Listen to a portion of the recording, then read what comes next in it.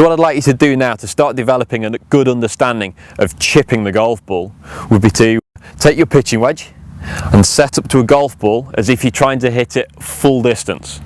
So go ahead and take your setup now. The ball should be in the middle of your feet should be nice and wide, and your grip will be right at the top section. And that should feel like a very powerful setup that's going to give you maximum distance. Now, to chip the golf ball, we don't need much power.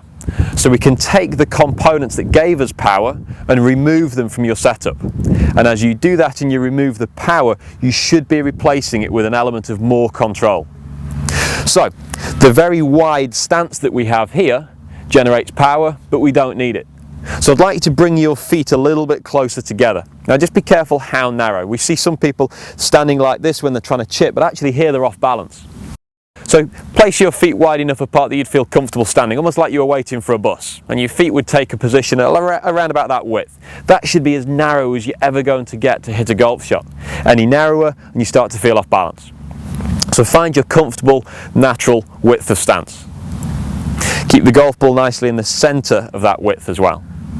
Now, gripping the golf club right at the top of the grip is also a good key to get some more power. But we don't need the power, so we grip lower down. Now feel free to go right the way down so your bottom hand is actually onto the metal of the shaft. Gives you a lot more control this way and reduces the power that you have in your setup and in your swing.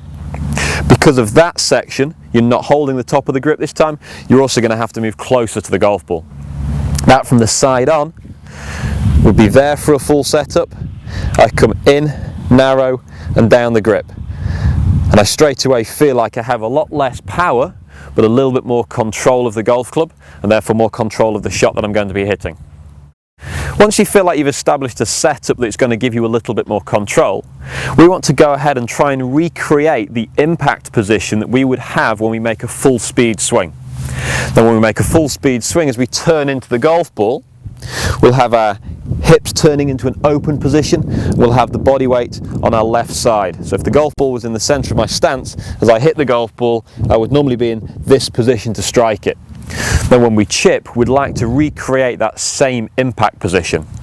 But moving the hips and moving the body weight this way would generate power, and power that we no longer need here. So we actually try and recreate that position at setup as well. So, from this angle here, I'm going to aim my feet to the left side of the target for the right-handed golfer and to the right-hand side for the left-handed golfer. So my feet are in an open position. Now that should also allow my hips to become open. So that feels like I've created the turn that I would have had when I hit a full speed swing, but I've created it during my setup phase. So I'm standing in an open position. That allows the front leg to be well out of the way. So when I make my swing, I can hit through without getting caught up by this left side.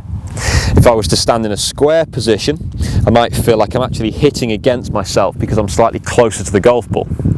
So, take your normal square address and then draw that front foot back by a good 3 or 4 inches and allow the leading hip to go with it, so the hips are open and the feet are open. However, in that position, just double check that your shoulders are still pointing at the flag. If the shoulders are pointing at the flag, the swing path will be travelling towards the flag, and therefore the golf ball will be hit in a straight line, even though the feet aren't aiming in that direction. The other section that we talked about was getting the body weight into that left-hand side as well, but we don't move that way during the swing because it generates power, so we set up on that left-hand side. So when you're open, you also need to be onto that front leg, getting the body weight across there by about 70% body weight onto that front side. Take the hands down the grip and take the hands across as well. So feeling like the hands are still pointing the shaft of the golf club into the left hip. So set up again from this angle, aiming everything straight, and then open, feet and hips, but keep the shoulders square. Take the body weight across to the left hand side and take the hands forwards as well. Now that can feel quite peculiar to be in that address position because it's probably the first time you've experienced that sort of feeling. But have a little practice at home or on the driving range, just getting into that position and then just gently rocking the club and just watching the patch of ground that you catch. And you should be catching the ground just in the centre or slightly ahead of the centre of your stance. If you feel like you're catching the ground behind the centre, behind the position where the golf ball would be, the chances are that's the direction that your body weight is moving during the shot.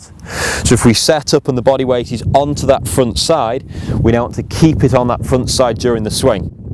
And a nice indication of whether you're doing that correctly would just be to pop that little rear heel into the air in the finish of the stroke.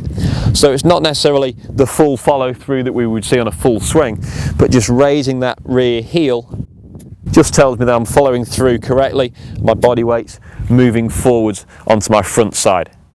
So now we're going to go ahead and apply those little techniques that we've worked on that chipping action and see whether we can control how hard we hit the golf ball to this little yellow flag right in front of us. So we've got a few yards of carry just to lift it over the fairway and then roll it out onto the green. So I've chosen my pitching wedge for this shot. We're going to go ahead and apply those techniques.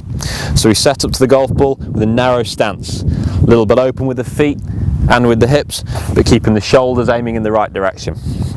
Come down the club for a bit more control and take the body weight across to the left hand side, leaning onto that left side just to strike down on the golf ball correctly. Little practice swing to the side of the golf ball just to feel how hard we want to hit the golf ball. Maybe just having a quick look at your landing area to work out where you want to land the ball and how it's going to react when it lands on the green. Then go ahead and execute the shot with some confidence.